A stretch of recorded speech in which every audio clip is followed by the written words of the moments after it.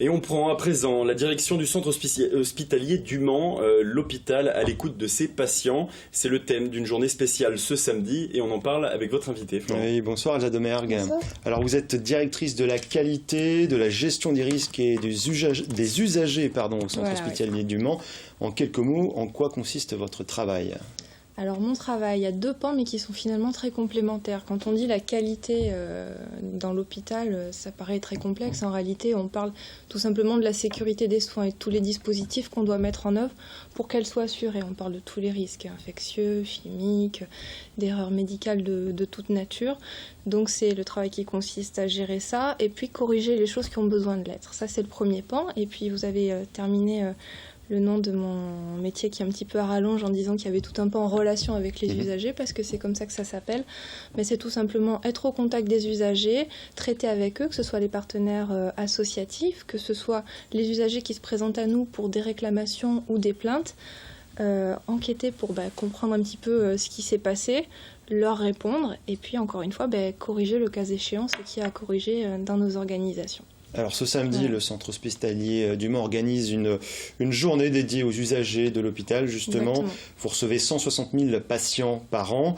Dans un contexte de concurrence forte et de rentabilité, c'est important de communiquer aussi.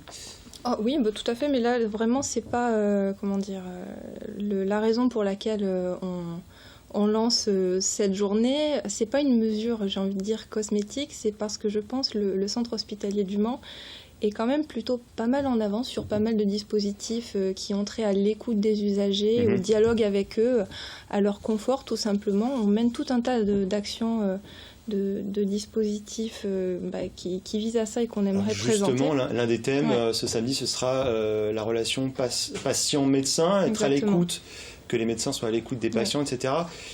Il y a un décalage parfois entre ce que disent les médecins et ce que ressentent les patients.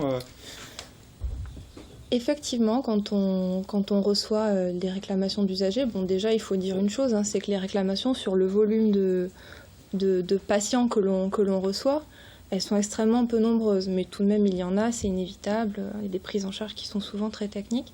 Ce dont on se rend compte et la raison pour laquelle on a envie vraiment de mettre à l'honneur lors de la journée de samedi tous les dispositifs autour de l'écoute, notamment la médiation, c'est que souvent, quand un patient nous fait part de son insatisfaction, d'un problème de qualité perçue, ce qu'il y a derrière, quand on ouvre le dialogue avec lui, c'est finalement des erreurs de compréhension ou des difficultés de communication. Et donc, il faut parfois qu'on fasse aussi notre transition pour parler le même langage que les usagers. Et les dispositifs qu'on veut présenter, notamment celui de médiation dans lequel on est très impliqué, vise à plein en ça et donne vraiment satisfaction aux patients qui y ont recours. Alors il sera aussi question des droits du patient, ces droits que certains patients ignorent. Il sera aussi question du futur visage de l'hôpital, 2019, 45 millions d'euros d'investissement.